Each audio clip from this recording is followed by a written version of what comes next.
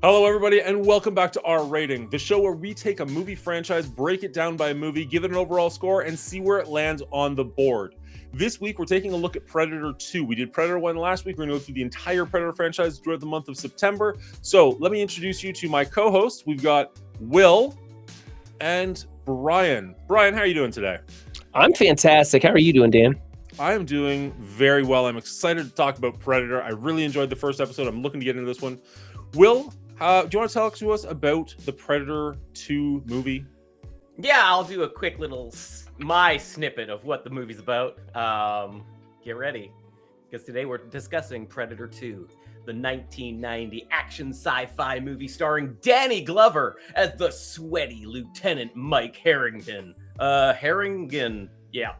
He is one hard-boiled police detective in the concrete jungle of Los Angeles who goes from fighting the war on drugs to waging war against an otherly world threat.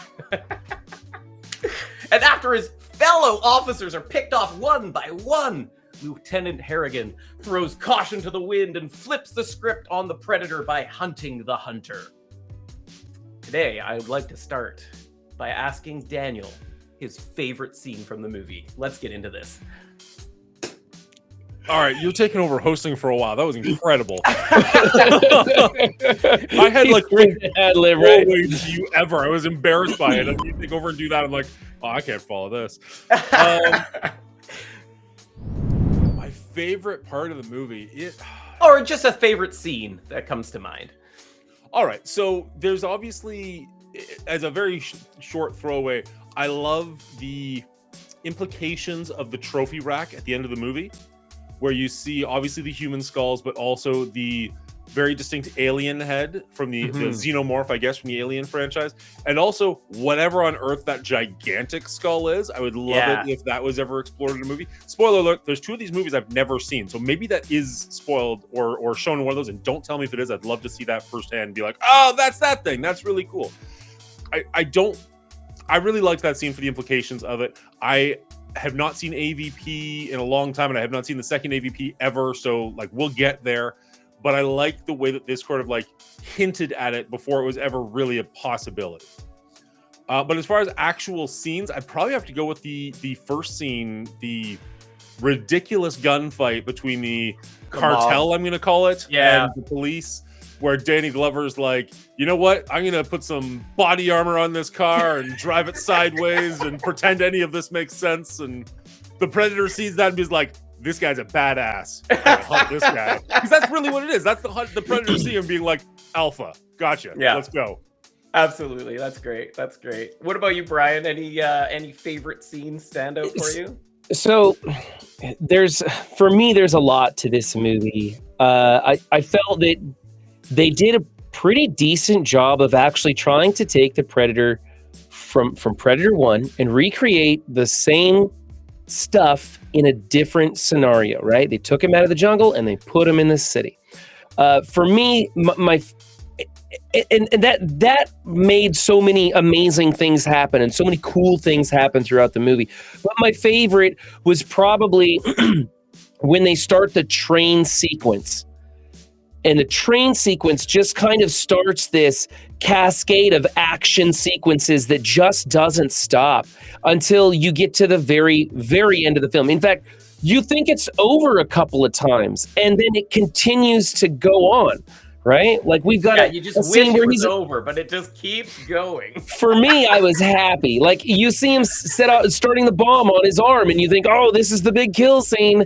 And no, it's still escalating as it goes. And so for me, that train sequence, I always get excited when that starts because I know that there's just this action sequence that's just going to keep going and going and going with very few pauses for anything. And that's like little over halfway into the movie, that train sequence starts, and it's just kind of a nonstop ride after that. Not to mention the first half of the movie is pretty action-packed. And this is my question to you guys. Did you feel that there were some action sequences that were maybe a little over the top, like the entrance scene when he drives the car in, or how every single gun is nickel-plated Desert Eagle Magnum extended barrel with scopes and laser sights and every ridiculous attachment that would just completely encumber a real service pistol. Yeah, so funny to me. Is that the main reason? Like, is that why we're 7 years in the future? Is just so they can have these ridiculous-looking pistols? Because like, why else? Why have such a small gap to jump forward to? To say that Los Angeles got really criminalized, maybe? Yeah, I don't know. It was hilarious. It was just one of those, like, the far future of 1997. I'm like, oh, okay. I mean, we do have the sequence when they're trying to freeze the Predator, and so they need a little bit of a technology advancement there so that they can kind of black box it and say, look, we've got these toys and we're going to use it against this Predator with these, heat insulated suits and infrared what they call radioactive dust that adheres to his body so that he can't turn invisible. And I was like, man, I wish they could have redone that scene with today's technology and made like an actual glowing dust that adhered to his body with good special effects in today's world, where it really looked like he was kind of glowing like a ghost or something as he moved through that meatpacking plant. I think it could have looked a lot better. Instead, it just looked like really crappy, low-grade, old, grainy film that they were trying to shoot it with, and then he just like turns off his cloaking device. So there was a lot of like technical aspects of this movie that kind of took me out of it. The big guns, the ridiculous fight scenes, and some of like the meatpacking warehouse when they're shooting their lights and stuff. Maybe back then it didn't bother anybody else, but those things bothered me. The rest of the movie, though, I felt was so good. I just enjoy. I thought every sequence reminded me of Predator 1, but it's set in the city. So the scoring and the sound of this movie, it all sounds very similar to the first one. They've got a lot of the visuals from the first one, all the sound effects from the first one. It really carried over for me. I liked this continuation of it. I guess to answer your question of like where the fight scenes over the top a little bit, yes. I like the idea as well that this movie is like, oh, this is a Predator in the city compared to in the jungle. Let's see what happens. I like that. And I wish it was more that than what we have here, because I feel on top of that, they were like, okay, the first one was so over the top action and so like muscles and everything, testosterone, that they wanted to overdo it with the action here, and it actually made a worse movie because of it. The over the top action scenes didn't feel real or warranted or anything to me, and it actually took me out of the action a little bit more than bringing me deeper into it. And I also feel because of that, they lost one of the greatest elements of the first movie, which is like the Predator for the first half of the movie is mostly just like watching and like hunting and not always there doing everything. And there's zero suspense built in this movie because of that. Yeah. And so I think that took me away from enjoying the movie as much as the first one. I'm going to build on that just a little bit because I agree with everything you just said. But in the first movie, it's completely ridiculous. You've got like Jesse Ventura, Arnold Schwarzenegger, like this like muscle-bound team of guys going into the jungle, and like they've got the ridiculous guns. They literally like were mowing down the forest to the point where the forest was like smoking from all the damage they were doing to it. It was on fire. All of it was ridiculous. Mm-hmm. But in that fun, you're playing with your G.I. Joes kind of a way.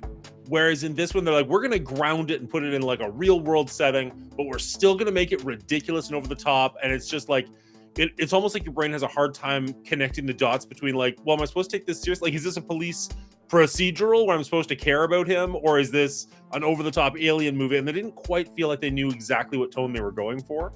Now, I'm not going to say that I didn't have fun with this movie. I did, but it felt like the first movie had a better understanding of what it was trying to be, and this one was kind of rushed. And this one legitimately was rushed, and I do understand that. And they did pretty good with with the time frame they had to make it. It just felt, I don't know. It felt like the first one was more whole, and this one was kind of like trying to set up a franchise that never showed up, that never really followed it, not for like 20 years or something, right? Like this was. Do you think if there was maybe like a director's cut of this with a little added, like 15, 20 minutes of added footage to maybe better develop characters or scenarios, that would have helped? Or explain what you mean by it wasn't whole.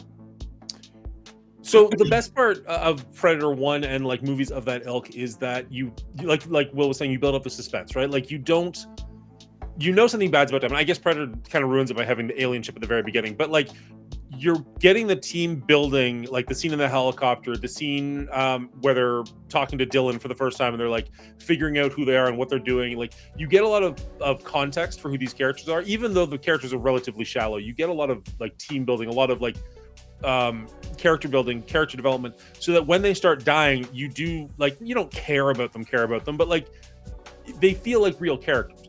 Whereas in this movie, you're just kind of thrown into a ridiculous action gunfight. There's a predator already there hunting people down. I think the predator is killing people in the very first scene. There's no time to build up to the predator. The predator is just already there. Like it feels like you're missing a little bit at the very beginning of this movie. And then at the very end of the movie, spoilers, you see like 9 predators come out of nowhere, and it's like, oh crap, like, and then they earned their respect, obviously, so they let him live by getting on the ship. But then like the movie just ends, like it's just like, oh, you survived, credits, which it just didn't feel. I mean, that was the first movie too. You're not wrong. Lives and ends, but That's I fair. agree, That is a fair point. I agree with Dan a lot. Let's be honest, the actors in the first movie, not good. Right. But the characters were at least developed enough to be like, oh, I know who these characters are. They're very one-dimensional, but you get to see them in their element, and so you gain a likability from them.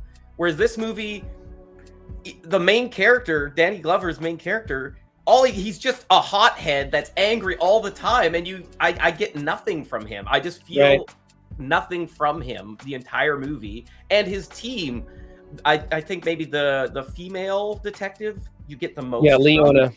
Yeah, the other two, like, I mean, the one guy's like a hot, I'm a quick learn. I'm good at everything, whatever, really.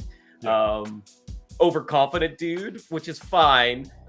He's probably a close second for one, like, who that character is. But the other guy is pretty like meh. So I just didn't feel the same thing for even the character development in this. And I think that's a scriptural problem, not an actor problem, because the actors are much better in this movie. Yeah. But I feel more connected to the characters in the first one. So exactly one of the points I wrote down was just like, I feel like the actors are worse in the first one, but the characters are better.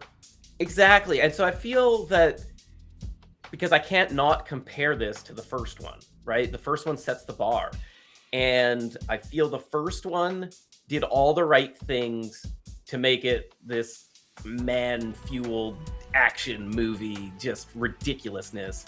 This one just tried to do that, but just throw on unnecessary extras and hope that people think it's just as fun. Yeah. Instead of actually, I mean, they tried to work in a little bit of story elements, but not really until the end, right? Like, they didn't really build the Predator. There were so many missing story elements from this that for me, I feel like there could have been another 20 or 30 minutes of footage in this film that helped you to figure it out. Like, who is Harrigan? Who is this guy? We don't know. Nobody knows. He's like you said, he's just a hothead. I don't know about his family, where he comes from. Apparently he has a history with Danny, and they could have developed that a little bit more instead of just showing them kind of goofing around, right? They tried to give these characters a more subtle approach instead of making them caricatures of themselves, like these, like you have the Indian tracker guy and you have the geeky nerd guy from the first movie. You have real people, and they did a better job acting. But like you said, I don't know who these characters are because this isn't that movie. We don't have the time to explore that. They didn't give us the time. They're busy flashing around huge guns and blowing things up, which is very entertaining. But like we said also, they turned the volume up on that stuff, and they made the gunfights so overly ridiculous with their oversized guns everywhere and just stupid stuff happening with explosions and whatnot, that it just didn't fit. So I feel like if they would have taken some more time to develop the characters a little bit more, just give me a little bit more to go on who Danny Glover's character is or who Leona is. Because, okay, Leona and Jerry Lambert, Bill Paxton's character, they get together and she seems to hate his guts. But as the show progresses, they're clearly friends. And at the end, she's pregnant. Were they insinuating that he was the father? Because that was out of left field. They did not develop that at all. Why is she pregnant? Is it Jerry Lambert's kid? What the hell's going on right there? It didn't make any sense at all because they didn't develop that character. And this isn't that kind of movie where you develop that character. They should have gone with some cliche police people, toned down their guns a little bit, more realistic fights, and I think it would have been a lot better. But I think they were just trying for too much in too short of a time period was the big issue. I must have tuned out at some point. When did they show that she was pregnant? Yeah, when the Predator didn't kill her. Yeah, the Predator. Oh, yes. Okay. Yeah. Okay. His thermal vision sees the growing baby inside, and then they confirm it when she's getting checked on because they hear 2 heartbeats. Right. No, we've been live for 38 minutes, and I just now realized that Will has an elephant on his shirt. The Predator picks her up and realizes that she is pregnant in an instant. I don't know that is a realistic way that plays out. Like, if you're in the middle of a battle, do you stop to, like, check somebody out that thoroughly? Like, that just is kind of weird to me. Well, I think at that point the battle was over, right? Right. And that's true. I think the Predators seem to be very highly aware of these things. Like, they specifically take the time to not target innocent people. And now this, I feel like, was more a story building element for the Predator race than it was for the story of the police detectives, right? Absolutely. They tried to make the Predator not just a hunter, but he was maliciously picking on Harrigan by going after everybody that was around him. He sees him in the very beginning of the movie. He's like, this is the alpha. I'm going to mess with this guy. And he goes after everybody around Harrigan for the entire length of the movie. And Leona even says it. She says, this guy's fucking with you. And so they're trying to give him that element, but I didn't notice that until I probably watched this movie like 5 times, and I was like, oh, okay, they're trying to make him have some depth, but he's just an alien. Let's just leave him an alien hunter. We don't need to do that. Okay, I have a question. You're more familiar with this movie than I am, despite the fact that I just watched it. And Will, you watched it this afternoon, did you not?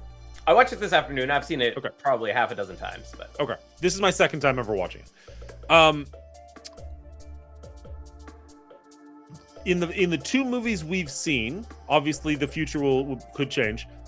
Does the Predator kill any women?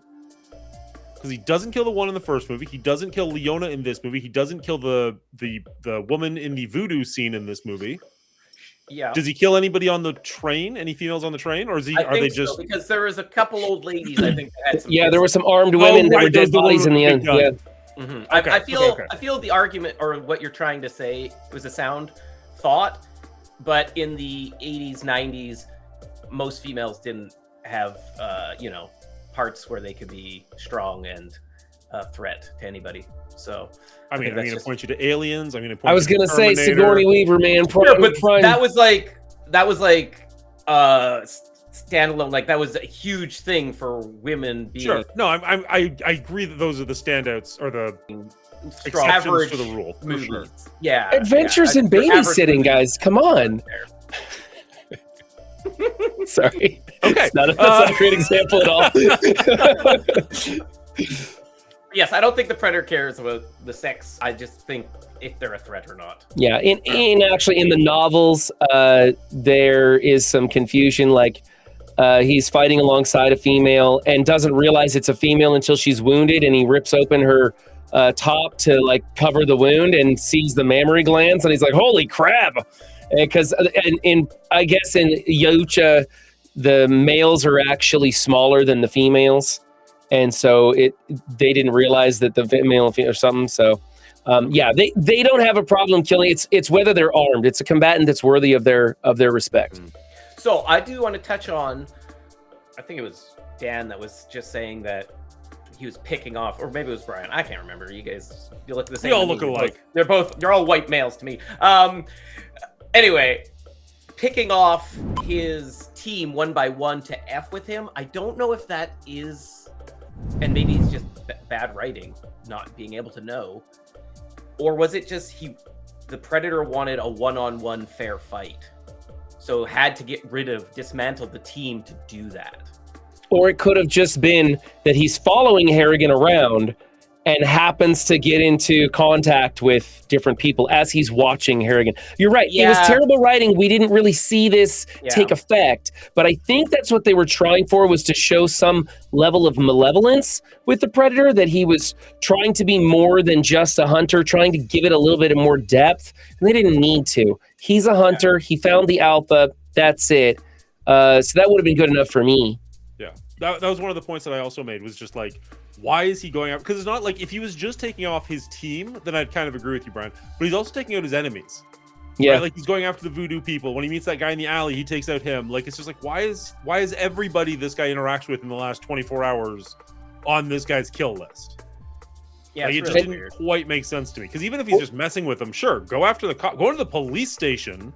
You'll really mess with this guy. But when he went out of his way to go and kill the people in like the hotel room or whatever that was, I'm like, I don't understand what's happening here. Oh, in the penthouse? Dude, the penthouse scene was amazing. I thought that was a really cool sequence. You start with that very graphic sex scene, and I'm not a proponent of sex scenes. And in the 80s and 90s, we had a lot of those. We saw that in Highlander. I thought it was gratuitous in Highlander. And so we have this sex scene that was used really well to show that this Colombian drug lord is having the best day, which immediately turns to the worst day. And they used a quick little sex scene to start that, bring the intensity, catch the viewer's attention. They rapidly zoom in, and then the doors bust open. They've got him strung up, covered in chicken blood, and they're tearing his heart out. And it was really intense, really grips you, and you're like, wow. And then the Predator breaks in there, or is in there, and that's one thing that I didn't really understand. Like, how did he get inside the building without breaking a window? Like, they didn't kind of explain that, but oh well, I didn't think about that until I'd seen the movie 4 times. But then they have a really cool fight sequence when he shows off some of his toys, and this was a neat one that kind of reminded me of them fighting in the jungle, and him kind of showing off some of the cool tools he's got. That's the first time we see the net that collapses around them. He's using that spear, which was brand new. So he had the spear tip that he shot off, that thing, which was a new toy also. So it's kind of a neat sequence in there, and I really like that. I don't disagree. Let's be honest. I love the look, the design of the Predator. Absolutely. And so, did I like that they forego all the suspense of the Predator being, a silent hunter stalking their prey? Yes, because I felt it didn't build any suspense at all, and it wasted a lot of this potential. But I did enjoy seeing lots of Predator because he looks so cool, and I like the expansion of toys. I thought that was super fun. Not all of them maybe made sense, but yeah, they don't come across as well as maybe they could have with today's technology. But it was fun to see that the elaboration of that character and their weaponry and things like that. That was fun. It just didn't make for a good movie, unfortunately. And see, when you talk about him, the lack of suspense because they just throw him right into the mix, I kind of thought this is a sequel. We know what we're getting into, so let's see more of it. And that didn't bother me. Do I like the Blair Witch style of building suspense? Absolutely. Take your time. Don't show me everything. Make my imagination go wild, playing little sound effects and make me looking over my shoulder and nervous. I love that stuff. And so I do admit, I wish they had more of it in here, but to me, it's a sequel. We knew what we were getting into, so the viewer has no suspicion about what this is or what's going to happen here. So it wasn't that big of a deal for me in this one. Yeah, I do like that they gave the Predator more toys, as you're going to keep calling them, because that was kind of fun seeing more of the things that they can use. It's not just the exact same thing. For some reason in my head, I thought that it was pretty much the exact same tools that he had in the first one. So it was kind of nice to see that he had some different options available to him. I swear I had a point that was going to follow that up. Oh, the one thing, like you see the cops, and the cops have like the ridiculous pistols that they've got, and a couple of shotguns here and there. But overall, they're far less armed than they were in the jungle, than the team was in the jungle.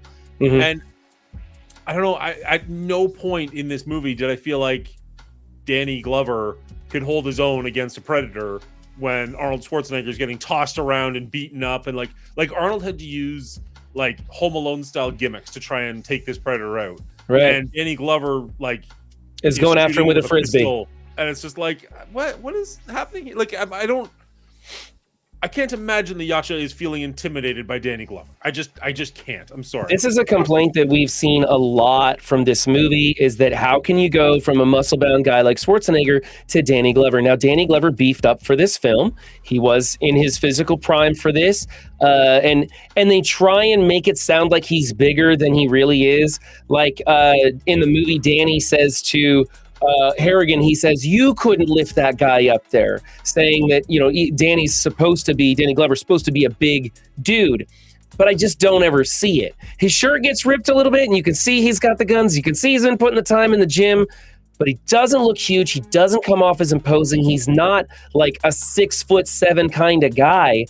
And he's usually taking shit from everybody in the department, telling him to sit down and get out of the way. Yeah. And he's just angry all the time. He's got like a grouchy old man rather than a buff dude who gets shit done.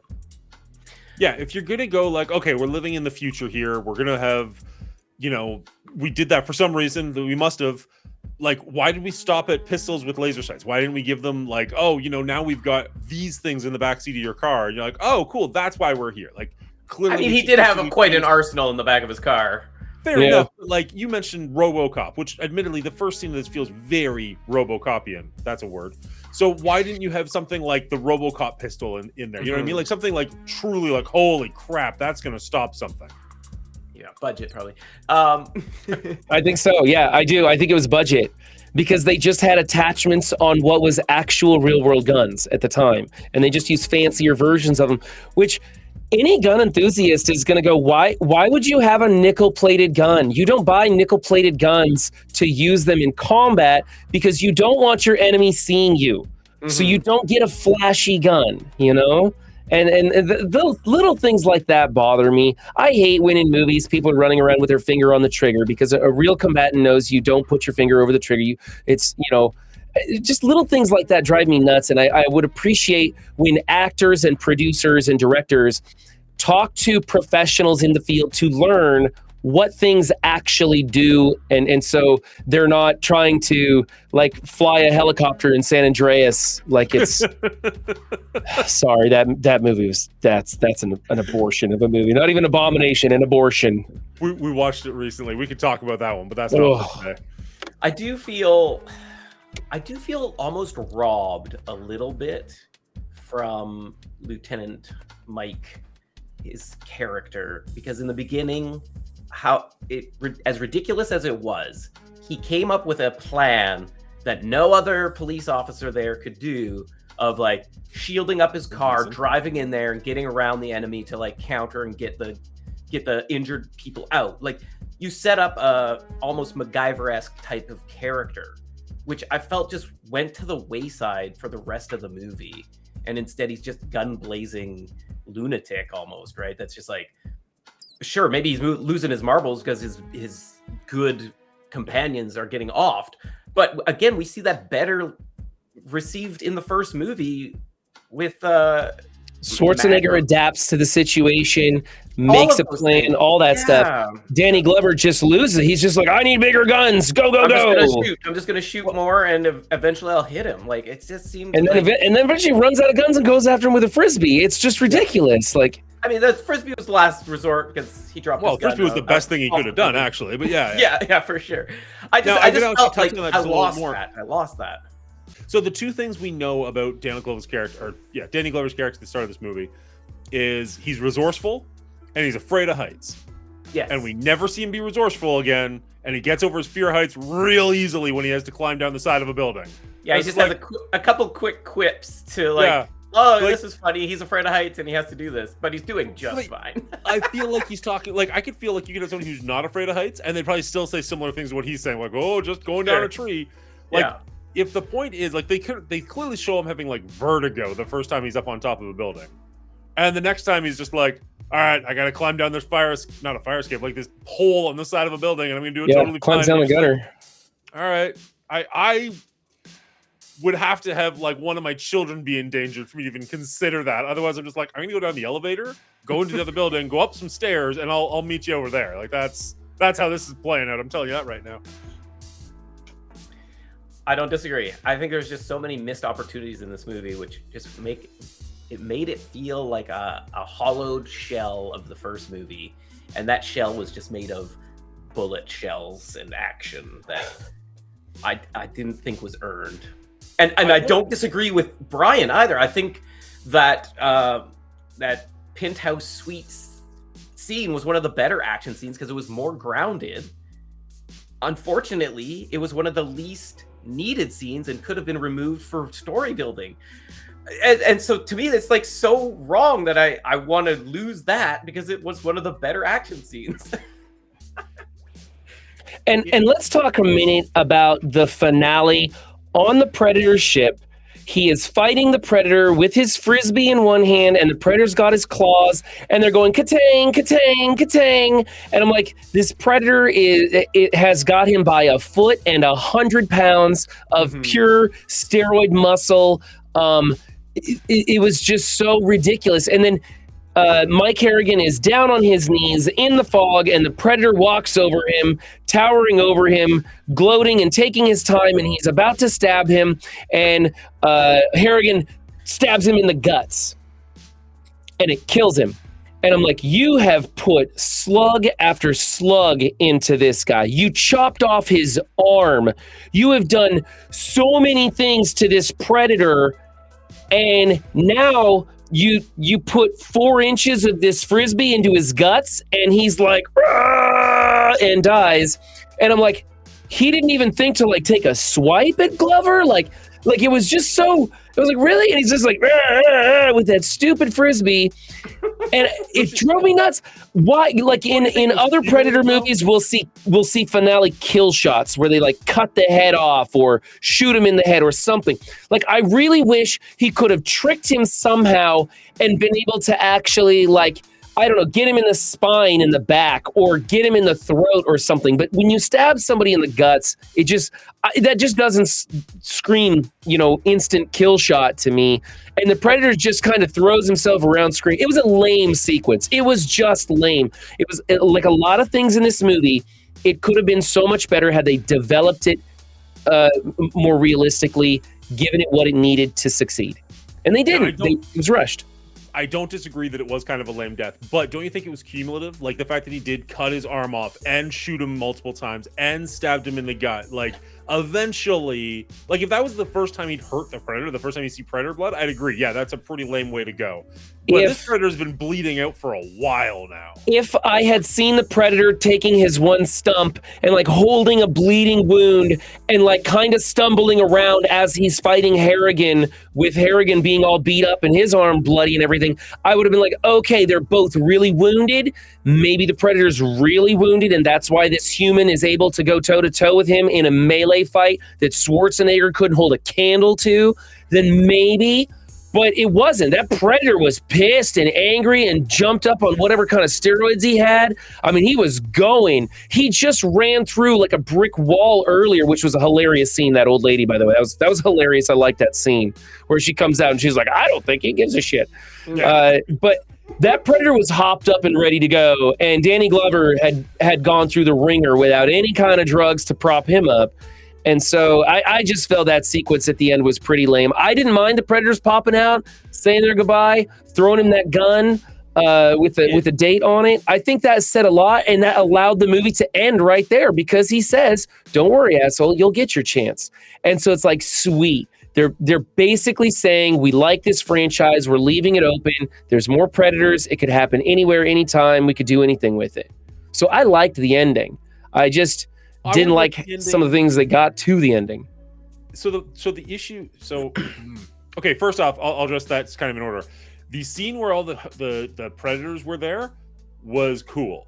Them all appearing looked horrendous. Like them coming out of the the cloaking devices, and like half of them are cut off because they're supposed to be in fog, looks so incredibly take you out of the movie bad. Like those guys could have come out from a hallway, and I would have been way happier with the way that it looked. But back in the day, would it look that bad? Because when I first saw that movie, I don't remember it looking bad. But you're right. When I saw it the other day, I was like, oh, that's pretty shoddy. I feel like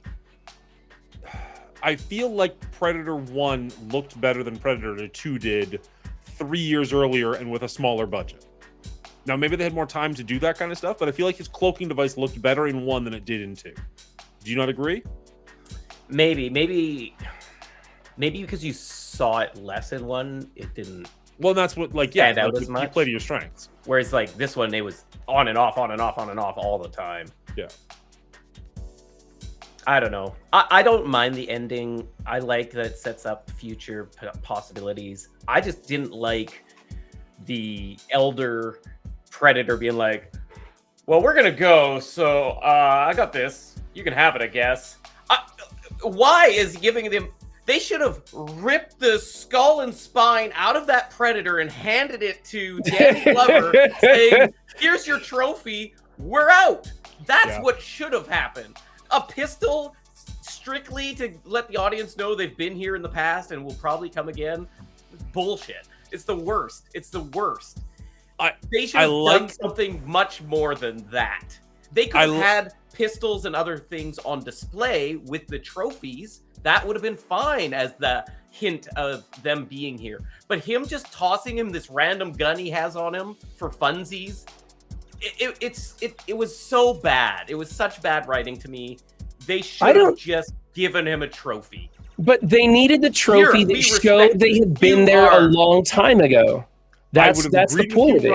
I would have agreed with you, Brian, until Will kept talking, and then I was like, nope, he's right. That's the better way to do it. Have all the guns throughout history, all the weapons throughout history on the wall, part of the display case. Okay, that would work. And you go, oh, cool. They've been here for a long time, or they've been coming back for a long time. And then you're right. The trophy he earned should have been something Yacha, not something human, because that makes more sense. That is their culture. However, I really did like the fact that he gave him something. I loved the fact that they were like, no, you killed one of us. Agreed. That's impressive. Good job. You've earned this. Now we're going to try and kill you with the afterburners from the jet, but that's besides the point. Here's something to commemorate you. That's I was your like, problem, that's really not cool. ours. And I was going to fight you, but you're right. It should have been a trophy case on the wall. That's how you show off what the weapon is. I think that it worked well enough. I agree. The trophy case on the wall would have been like, oh, they've been here before. That's cool. And then we could have done something better. But I mean, the rest of the movie has so many problems with it because they didn't give it the justice it deserved that this doesn't bother. This is like number 27 on our list of problems with this movie. Yeah. I want to talk about just one quick second while we're still talking about the ending and the differences, them coming back and forth and whatnot. Sort of my own little weird headcanon. In the first movie, if I'm correct, the spaceship flies past Earth and something gets ejected from the spaceship that goes to Earth, right? And then in this one, they actually land the spaceship in the sewer system, I think it is, and they let him go out and play. Obviously, we're talking 30-something years out from 1987's Predator, but it would have been a really cool follow-up or thread or something to follow along. Like, no, this Predator has been banished. Like, he's not part of our tribe. He did something, and we're leaving him behind. And maybe he can earn his way back to the ship or something. Whereas Predator 2, it's more like a hunting party. Like, no, we're just going around doing our thing, collecting trophies. Like, something like that could have been a really interesting line to explore, which obviously we're way too far to do anything with. But I just thought that was interesting, the difference between, like, oh, we're going to drop you off here versus, no, we're going to park our ship here and live here for a little while. I was going to go back and confirm something, but I didn't because I'm lazy. In the first movie, what happened to the shuttle?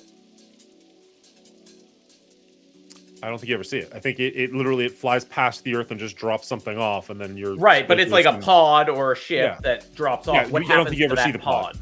Right. We never see it. That's why I'm confused. Is that pod a small ship with lots of predators in it, and they're just there watching the one predator hunt, and we just don't know it because we never saw it? Like, it just seemed weird to me that they went through so much detail in this movie about, oh, this is what happened and this is what we found out, but they never mention anything about the pod or anything. And so I just wondered, like, how would that happen? Or did the pod leave after that Predator was gone? In right? fairness, the explosion is big enough to take out 300 city blocks. So I'm sure that could have destroyed a pod, although it could not destroy Arnold Schwarzenegger, who is 10 feet away from it. Yeah, so, he just had to jump over that little berm. He was good. It only probably destroys 25 feet blocks of a straight line, and he went down an elevation, so he was fine. Yeah, so the mud protected him a little bit. Yeah, the mud. Lots of plot holes here. We just don't know. I did like and so correct me if I'm wrong. We're not going to be doing AVP in conjunction with this right now. We're just covering Predator, correct? Okay. So in AVP, we do see a ship that moves perfectly silently. And I loved that because that allowed me to understand how the ship in Predator 2 could position itself in the sewers underneath a building without being seen. It can just move down there silently. Now, when it blasts off, it lights a candle and they go. So I don't know what that was about. But I did like in Predator, in AVP, how they had a silent running ship. And that would have made more sense than having that big ship that was underneath that building in the sewer and it just blasts off out of there. And Dingo's in chat, he says, they don't want widespread humanity knowing that they exist. And so that's why he gave them a human trophy instead of something they owned. In later movies, they give them Predator trinkets, but whatever. But they're willing to just blow the lid off the sewer caps for 5 miles away, lighting that ship up and blowing out of there. And they're like, don't worry about it. They probably didn't see it. These guys in LA are all drugged up anyway, so who cares? Like, I don't know there's lots of things that are just really inconsistent with this movie. Again, they didn't plan it out. It felt rushed. It felt like they were trying to grab some money. They just took the Predator, threw him in the city, and they're like, let's turn the volume up on it. And I'm okay with that. I'm okay with sequels being money grabs with the volume turned up. I'm here to watch the Predator do stuff. He had new toys. He kicked ass. It was fun. I didn't like how the Predator tried to give up so fast when he was fighting Danny Glover. Yep. He tried to blow himself up early into that battle, and Danny Glover cut his arm off. Why didn't the Predator, when he was hanging there, just get out his claw and just head it right into Danny's head? Like, again, more plot holes that didn't make any sense at all, right? Yeah, like, it's just so weird to me, the plot holes in this movie. Also, I would be remiss if I didn't mention Highlander in this movie. And I think you both know what I'm talking about. When I see a Highlander moment, Predator standing on a building getting struck by lightning. What the actual F is that? Lightning effects were cool in the 90s. Why? Yeah, why do they keep trying to use that? It took away from the film. Like, if maybe he needed a battery recharged or something, like, give me a reason for this. There's no reason at all that they have the lightning strike him. It looks badass, man. Oh, it's terrible. Sure it does. Okay, Anyway, but right, we've ripped on this movie quite a bit. I want to go back to something I actually enjoyed about it. Maybe we can touch on that. I don't know if you guys have anything else that you enjoyed. Let's all go through a little bit of positive, and then let's get to ranking this bad boy. Yeah, one of the few characters I actually really liked in this movie, despite the fact, like, one of the performances I really liked. Let's go with that. El Scorpio, right? He was great. El Scorpio. He goes, the Scorpio is ready. After he takes a huge beak of Coke and just runs out there, gets blown up by the Predator. I didn't mind that. That was great, man. He was good. I actually really liked Bill Paxton in this movie. He's one of those characters, like, I like him in pretty much every movie, but he came into this one and you just instantly know exactly who this guy is. He's got the bad jokes. He's coming in hot. He's trying to hit on anything that moves. I liked his character. I liked his performance. Every time he was on screen, I was like, okay, now this guy's got charisma. This guy's got the charisma to carry a movie like this that unfortunately I just don't feel like Danny Glover really has. Like, Arnold Schwarzenegger had it. A bunch of the people in the first movie had it, but I don't know that Danny Glover's carrying this movie on his own, which kind of shows through his career, because most of the times that he's been in major movies, he's been like a side character or like the buddy cop character. I can't think of very many lead movies with Danny Glover. Bill Paxton, on the other hand, comes in and he just soaks up all the charisma every time he's in the room in like the best possible way. I really liked his performances. What did you guys? Do you have any other positives to say? Anything good to point out? I mean, I'll double down on that. I agree that Bill Paxton, his character felt like a Predator 1 character.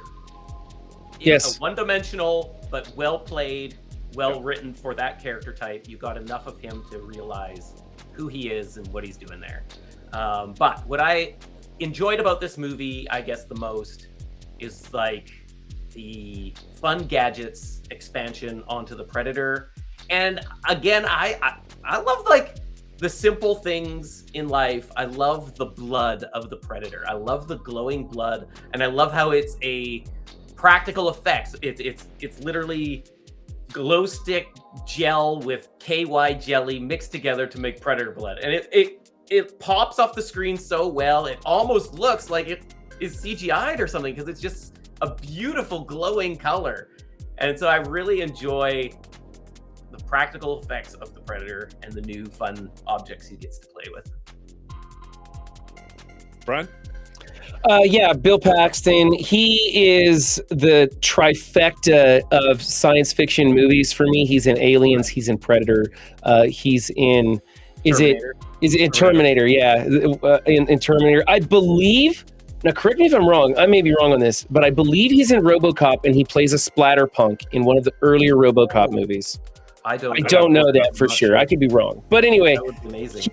He's hit the trifecta for me already. So I think it's, you know, you're right. He's that one-dimensional cliche caricature of the guy we know, and it's great. It's just what I needed. You need somebody who can get in there and you know who they are right off the bat, and he does an amazing job of that.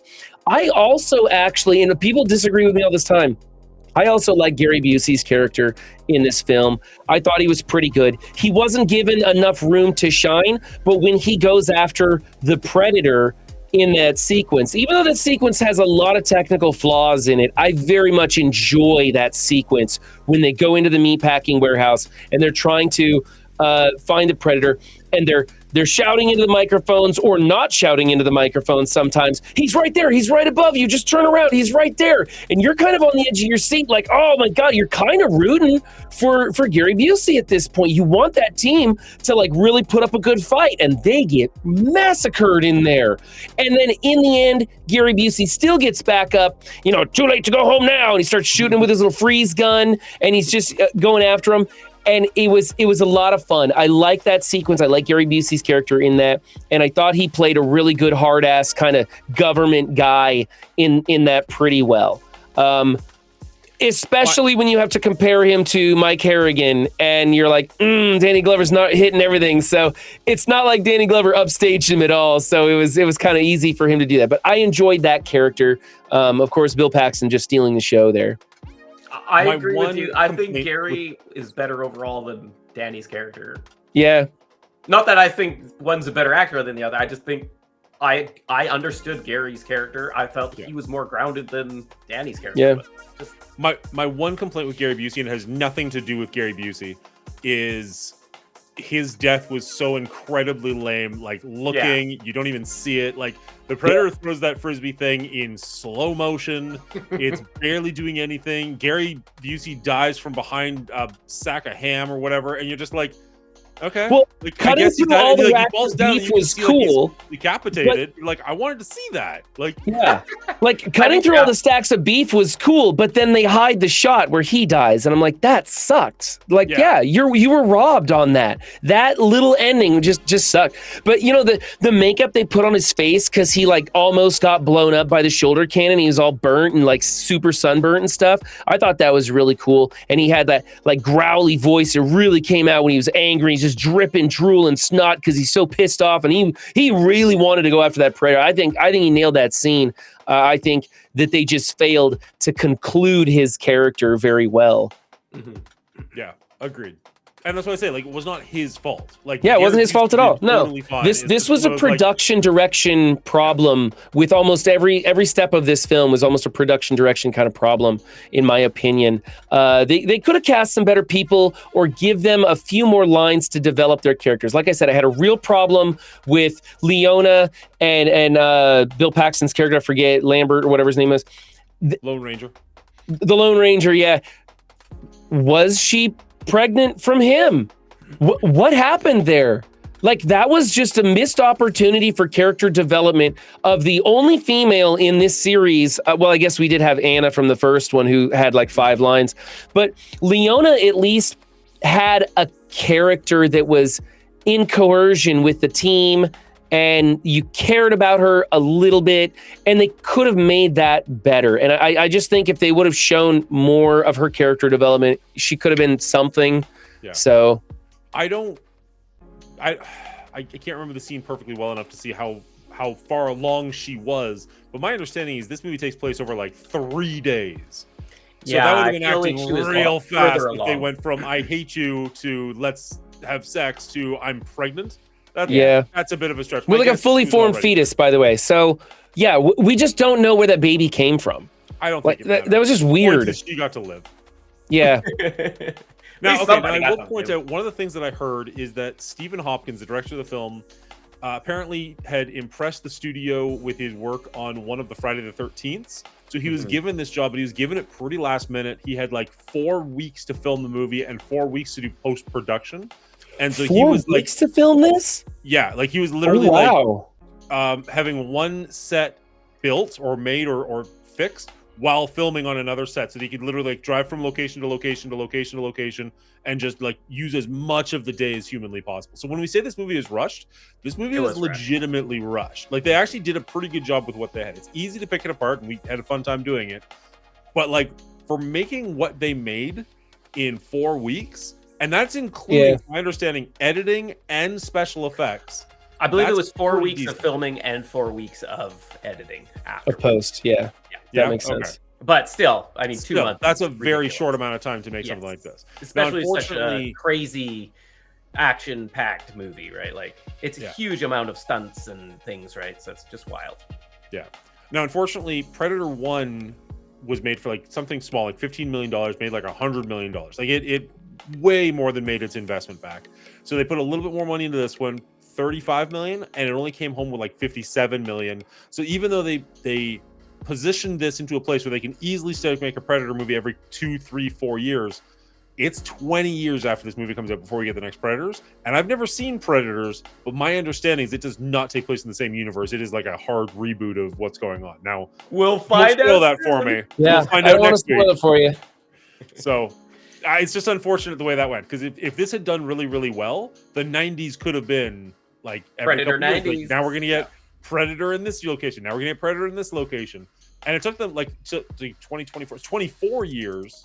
That can't be right. 34 years. Whatever. To get to the point where you actually have Predator back in time showing a historical setting, which is, I think, the way to go with this franchise. I think that was probably one of the more fun ones. Anyways, that's I think you just make standalone interactions with the Predator. I would love to see a Ronin style Predator movie made in like ancient Japan with Japan. Yeah, that would be great. I'd love to see a lot of stuff. Let's just not do Predator in space. I don't like when franchises go to space. That usually means they've run out of any kind of decent ideas. And when Leprechaun went into space, I watched it. I did. I watched Leprechaun in space because I was like, let's watch Halloween. what could be the Was it worst movie Halloween I'll in see all space, year. too? Don't Right, they all yeah. go to space? Yeah, Jason X. I was like, it's when they go to space, you're like, okay, the franchise is done, and then they usually make 1 or 2 more after that, just because. My only pushback on that is because Predators are aliens that come from space, it doesn't feel quite as bankrupt as like Fast and the Furious 10. Right. But like, I get what you're saying, and you're not wrong. It's Well, just- what it's I like, want to kind of see, makes sense. I want to see Colonial Marines versus the Predator. I would like to see that. That hasn't been done in film yet. We have video games with Colonial Marines. We have, of course, Aliens, Colonial Marines, and Predators in video games, but we've never had Colonial Marines versus a Predator in a movie, and I really want to see that. There are some shorts on the internet that have done really cool stuff with that, but nothing, no professional grade full-length films. And I think there's a lot of cool stuff that could be done in this universe, doing some sort of an AVP crossover in the era of the Weyland-Yutani Colonial Marine. And I'm here for it if they ever do that. That would be pretty cool. But that would be Predators in space, and I think that's when the franchise is done. So let's have some good one-off stories of feudal Japan or whatever first. Does it count as Predators in space if they're on a different world? I don't know. Because like Aliens takes place. We can't in answer space that, by Dan. We're not definition. allowed to answer that. Sorry, buddy. Okay. We'll But, get back to that. Like Aliens is one of your favorite movies of all time, and it takes Right. place on a different planet. Right. So that clearly doesn't. Well, I mean, does that break your rule? I or guess is that what I'm kind of saying is okay? when you Get a take a pass? traditional Earthbound movie and you put them in outer space, right? James Bond went into space. Yeah. There's and everybody's kind of done it. It's like when you've run out of good ideas, you just do, a Moonraker style video or something. For sure. Hey, man. did you guys think this movie was fun? Did you enjoy it? Oh, come on. This was amazing. This is great. This is a great sequel. I have fun watching bad movies, so in that instance, yes. But it does not make for a good movie. So let's get to rating. Do you want me to rate it right now? Because I'm ready. Let's go. All right. Go ahead. We'll start us off. All right. I feel I've said my piece, mostly negative, unfortunately. Yes, I have fun watching this movie. I've seen this movie half a dozen times. It's fun. It's a hollowed out esophagus of what the first movie was, unfortunately. I think it just lacks in every element, almost. It doesn't even hold up as good as the first one, in my eyes. So all the scores across the board are worse. I think I rated the first Predator like an 80, and this one's down to a 56. Ooh, wow. That's harsh, man. I hate sequels that just... I like the idea of this, like, this is an instant in time, a Predator in this scenario. I like that idea. I just don't feel like they executed that. I feel like they're trying to do too much with this and over-the-top action this, and everything else suffered because of it. And so I just couldn't enjoy it as a good movie. Yes, it was hilarious watching horrible action. No, it was not a good movie to me. All right, well, I'll jump in next before Brian goes. I think Brian's probably gonna have the highest score here. I never answered your question. Did I have fun with it? I didn't have as much fun as I remembered. So this was my second time ever watching this movie, and I feel like the first time I really enjoyed it. So I went into this one with pretty high hopes, thinking it's like not as good as the first one, but like almost neck and neck. Now, partially I've said a couple of times, I've had a really long 2 weeks. So the first time I sat down to watch this movie, I started to fall asleep. I don't think that's this movie's fault, but I'd be lying if it didn't tint my view of it a little bit, where I'm like, no, I'm just rewinding and starting again. So I did go back, rewind even further, and watch a good chunk of this movie a second time. So I have seen all of it, but it wasn't all in one sitting, and it certainly wasn't gripping per se. Did I have fun with it? I did. There are parts of this movie that are absolutely ridiculous and just enjoyable. Did I like it as much as the first movie? No, I did not. I didn't this week break down every single section with an exact point value for music and stuff like that. But I will say the music is totally reasonable. There's nothing wrong with it. I don't really remember the music until the very end, where you get that jungle beat, but it's got a little bit more of an urban feel to it as opposed to in Predator 1, which I kind of thought was kind of a cool thing that they did with it. I don't remember if it was in more of the movie, but it was definitely there at the last scene. As far as the look of the movie goes, I'd have to watch them back to back, but I legitimately feel like this movie looks worse than the first movie did. I feel like the world was a little bit nicer. The graphics were a little bit cleaner. Everything in this one just felt less than, which I don't love. The acting we already touched on. I think the actors are better, but they were given worse characters to portray. The plot is kind of the same as the first one, but I liked it better in the first one because it was a bit more of the unknown and a bit more tension building, whereas this one is just an action movie from beginning to end, which is totally fine. I just preferred the style of the first one more. And then my enjoyment of it, I did enjoy it. It's not a terrible movie. It's not a bad watch. I just wasn't as gripped with it as I was hoping that I would be. And maybe I'll have to watch this one again in a little while and actually try and do it when I'm fully awake and I can sit through it all the way through and be like, no, this actually was really good. Or no, this one doesn't hold up as much as I thought I did. I gave this one a 65. So it is lower than the first one, but it's still a very reasonable score, I think. What about you, Brian? Okay, well, you guys just rained all over your parade? So much. You upset me so much, guys. No, these are all valid points. I think you guys are being pretty harsh on this. I came into this knowing that this is a sequel. Like Will talks about genre. I think this is a sci-fi action sequel, is part of the genre. And so I go in expecting it to be not as good as the original.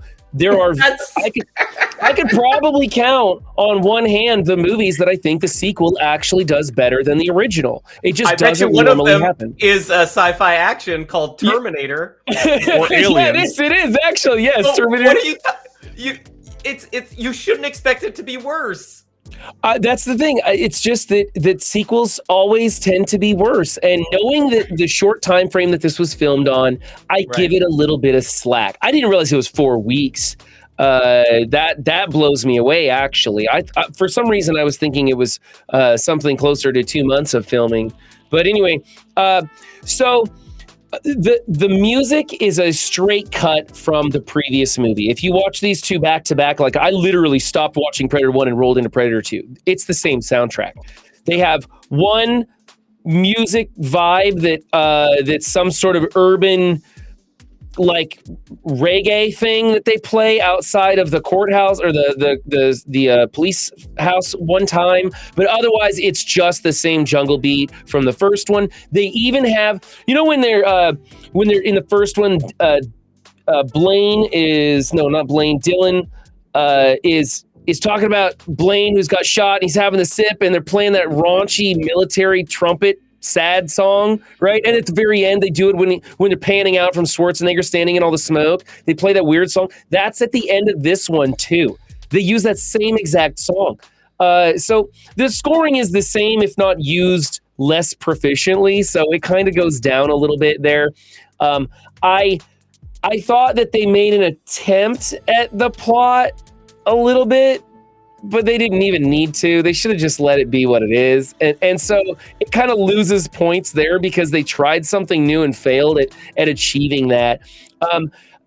As for me, the acting was an improvement from the original, but the character development was so much worse because they tried to have these actors act and portray, but they weren't given the breadth that they needed to develop these characters, except in the case of Bill Paxton's character, where he is very stereotypical. So you knew what you were getting, and Bill Paxton nailed that. And that's what they should have gone for, was a little bit more one-dimensional character. They didn't give him the width to develop any more than that. Danny Glover's character, same thing. Danny didn't hold up the chops in either the physical prowess for this movie. He didn't look ominous, menacing enough to compete with the Predator the way that he did. And he didn't have the acting skills to portray this character other than just a hothead cop. And so the acting comes down a bit. As far as special effects and practical effects, they did a few things slightly better. When the Predator drops in off the roof and is walking through the mud puddles up towards the King Willie, that looked really cool to me. He was invisible, stepping through water, little trickles of electricity. It was the same thing we've seen before, but it was just done really well, and it looked really cool. But other times we see flashing yellow eyes that we didn't like from the first one. We see, him with the spear and lightning, and we didn't like that. And then there were some really cheeseball special effects that just looked terrible. Like you said, Dan, at the end when they come out of the fog and they uncloak, they did look terrible. That they would have been better trying to do that with claymation or something. It was really bad at the end. Does this movie hold up? Absolutely not. Absolutely not, because they tried to portray a future that just never would have come about and just was completely unrealistic. But all that is said and done, when they miss all their marks, for me, it was still really fun. Not as fun as the first one, because so many of those things took me out of the film. But overall, if you're just like, this is going to be a sequel, they're going to miss the mark on a few things, but they did turn the volume up on some of the stuff that I liked, which was just blowing things up, shooting stuff, fighting, the Predator's toys, all those things. This really long action sequence that starts at the train, goes to the meatpacking plant, falls off the building, down into the dark depths of the spaceship where they do hand-to-hand combat. Like, that was a lot. Like, I was enjoying that a lot. So I think I rated the original Predator, what I give that, an 87, Dan? Yeah, 87. Okay, yeah, this one comes down to a 79 for me. I still very much enjoyed it. Lots of problems, but I guess I'm going to be forgiving because I really like the Predator itself. And You're a in Predator every single fan. Predator movie ever, they have used a very great costume, and he's Yeah. always looked good, and I've always enjoyed watching him, even when they screw up the storyline and cast terrible people around him. Brian is hot for Predator. That's right. I don't blame you. Predator looks sick. I just wish the movie was better. Right? I do. I do wish the movie was better. All right. Okay, the movie looks good. The Predator looks good. One thing that truly drove me insane, I have to get it out there, even if it gets cut from the final version. I hated the Predator speaking English. I thought that was so insanely stupid. Like when he finishes his sentence, like motherfucker. I'm like, oh god, no. No. Yeah, they shouldn't have done that. Did you guys notice too? He takes his helmet off, but he still sees an infrared vision a couple of times. That bothered me a lot. They messed that up. Although I did, me. on the opposite hand, I like that he had to use his little respirator. That was cool. That was a nice touch. That was a nice. So there's like so many like elements they did right. Almost got right. They almost got right, and then there's just so much that they just shit the bed on. I just couldn't forgive it, unfortunately. There's like, I totally want to agree with Brian. There's so many elements for a great sequel here, and I just feel like maybe it was the rush time schedule, maybe it was the rushed writing. I don't know. It just fell flat for me, unfortunately. So that gives Predator 2 an R rating of 67. And currently, 2 movies into the Predator franchise, we're sitting at a franchise total of 75%, which is pretty good and has it so far at the highest rank on our board. Now, obviously, we're only 3 franchises in, but that's interesting. There's 3 more movies to go. Is it going to hold its top spot, or is it going to fall drastically? You'll have to tune in next week as we go over Predators from 2020. 2020? 2010. Damn it. Keep it in. Keep this in. Keep it in. Yeah, I love it. See you guys next time. Have a good week.